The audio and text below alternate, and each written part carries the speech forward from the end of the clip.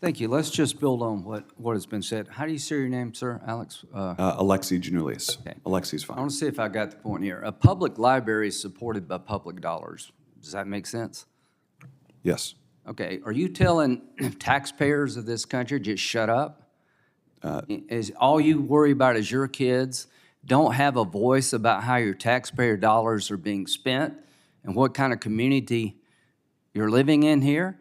Because you're a parent and you don't let your $3 read something, is it possible that the other things, that the books in question may hurt the community in the eyes of parents? Can a parent, a taxpayer, complain under this theory? Or should they just shut up? I would make the exact argument you are. This is about parents No, making we're decisions. not making the same argument. My argument is, you just said, if you've got kids, you police your kids. Otherwise, just shut up and trust the library system, the school system. Let them decide for your community. I completely, totally reject that. I don't have any kids, should I shut up? I pay taxes. When you have a public library and you have a board, somebody decides what books to go in or what not to go in. Lend your voice to the cause. It's okay to speak out for your community. Cameron, you have an advocacy group in Texas, right? That is correct. And you have every right to do that. You can advocate for your point of view, and somebody in Texas has to decide who wins. But never shut up. Never be quiet. My point is, the theory of this case is parents have a very limited role in life. Apparently, taxpayers have a very limited role in this area.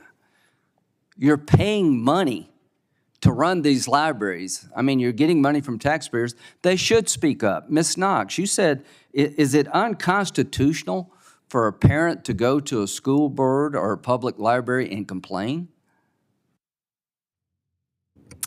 Thank you for giving me the chance to respond. Actually, almost all libraries have in their policies something called a request for reconsideration that allows parents or interested community members to object or say what they would like to have changed in a library collection. I think what's important to remember is that this is a collective decision. It's not just one person who gets to say what is in a library collection. I'm not arguing with you. Somebody has to decide. But the point is the individual here, the individual taxpayer, the individual parent. There's an effort in this country to shut you up, Ms. Neely. Are you going to shut up?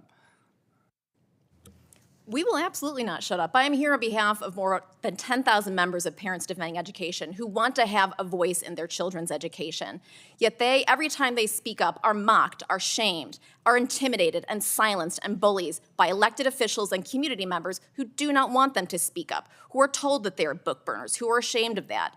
And you know what? We will not stop, because after COVID, we had a window into what our children were learning or were not learning, and we were disappointed by that. So parents have not stopped, and they will not stop advocating for their children, because the gatekeepers, be it the teachers' unions or anyone else, has shown that they do not have our children's best interest at heart. They have their money and their power structure at heart at the end of the day. Mr.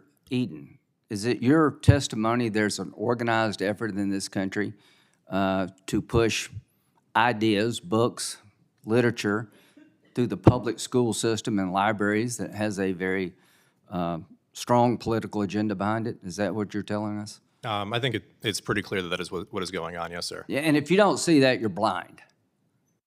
You know, in Florida, Ron DeSantis did something you may not like, Mr. Chairman. In Illinois, you do it a different way. But Governor DeSantis decided he would step in and stop what he thought was abusive from his point of view. My point about this hearing is there's no roll up here for any of us. Illinois, you do it the way you want. Florida, you do it the way you want. Each school library, you'll decide.